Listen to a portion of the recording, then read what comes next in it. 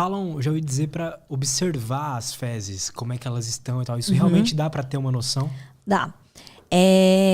A gente até tem uma escala, pode colocar, chama escala de Bristol. Coloca aí. Escala de Bristol. A escala de Bristol, ela mostra pra gente os tipos de consistências de fezes que existem. E a gente tem que ficar entre o 3 e o 4. Ali, ó. Tipo 1 são aquelas fezes tipo cabritinho. Tipo 2 são aquelas ressecadas, então você vê bastante rachadura. A 3, ela é mais formada, só que você não vê as rachaduras profundas. A 4 parece uma salsicha contínua, assim, que é um belo formato de fezes. Bom a saber. gente brinca que o formato ideal, as fezes ideais são aquelas que nem sujam. Porque elas têm uma quantidade de fibras adequada que faz esse detox. Então você não precisa ficar aquele papel higiênico que não para nunca, sabe? 5 elas já são muito fragmentadas e o 6 e o 7 já são fezes diarreicas. Então o ideal é a gente ficar ali entre 3 e 4. Aí mandei todo mundo nos comentários qualquer tipo, bota o seu número aí. O meu ultimamente tá o tipo 4, então é bom, tá né? Ótimo. Mas já tive épocas de tipo 5. Quando você sai da regra, né? Às vezes até um tipo 2, tipo 1. Você não toma líquido. Verdade. É interessante saber isso. Se o cara perceber que não tá legal, o que ele... Tipo assim, muda... Você vê, o meu tá tipo 1 ou tipo 2, o que eu preciso fazer? Ou se tá mais tipo 5, muda o que ele deve fazer? Então, na verdade, assim, a gente tem vários tipos de fibras. E aí as fibras, elas podem tanto fazer com que puxe a água. As fibras solúveis, elas puxam a água para dentro das fezes para deixar essas fezes mais macias. Então, é um efeito esponja. Então, ela puxa e deixa essas fezes mais macias.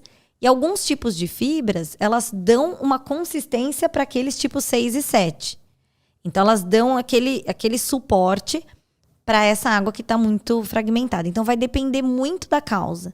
Porque tem pacientes que têm aquelas fezes 6 e 7 porque tem um excesso de consumo de gorduras, por exemplo. Ou porque tem um trânsito muito acelerado.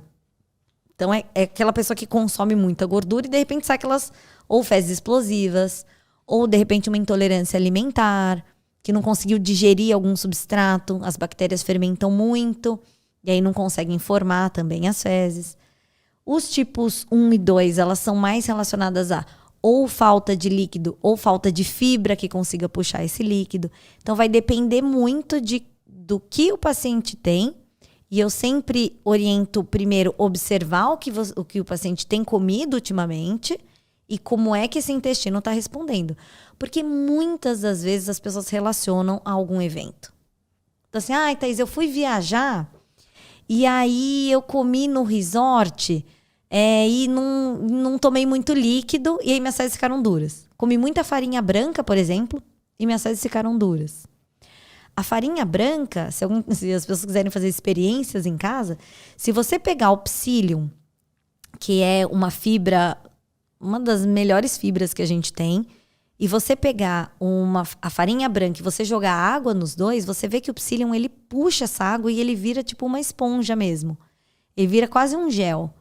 E a farinha branca, a água quase não penetra nela. Fica aquelas gotículas de água em cima.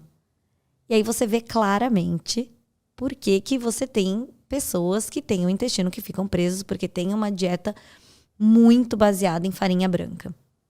Interessante. Então, no fundo, para a gente melhorar a saúde intestinal, é consumir fibras. Consumir fibras. Beber bastante água. Saúde intestinal e a gente fala da saúde do corpo todo, né?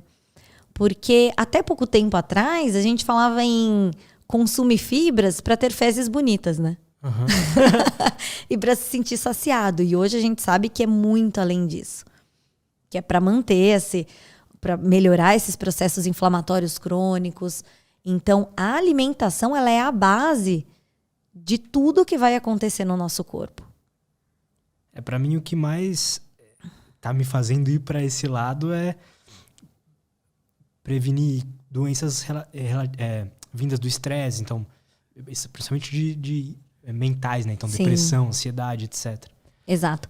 Mas isso, Lutz, você pensa porque você está mais inserido nesse momento, Mas se a gente for ver em termos populacionais, o risco de doença cardiovascular, infarto, diabetes. E às vezes você olha uma pessoa que ela visualmente ela é magra e não necessariamente ela é saudável. Porque se a parte metabólica, se a glicose estiver desequilibrada, a insulina estiver desequilibrada, se todos os processos, né, de metabolização do fígado e tudo isso estiver desequilibrado, o que é a gordura no fígado, que hoje a gente fala tanto, né, que é depositado? É esse excesso de consumo energético que sobra. E aí você acaba tendo essa deposição aí e desenvolvimento de doenças relacionadas ao metabolismo. Diabetes, pressão alta, a síndrome metabólica que hoje a gente fala tanto. Gostou desse corte? Espero que sim. Se você quer receber mais conteúdo sobre desenvolvimento pessoal, saúde mental e autoconhecimento, não esquece de se inscrever aqui no canal, beleza? Valeu, até a próxima e tchau!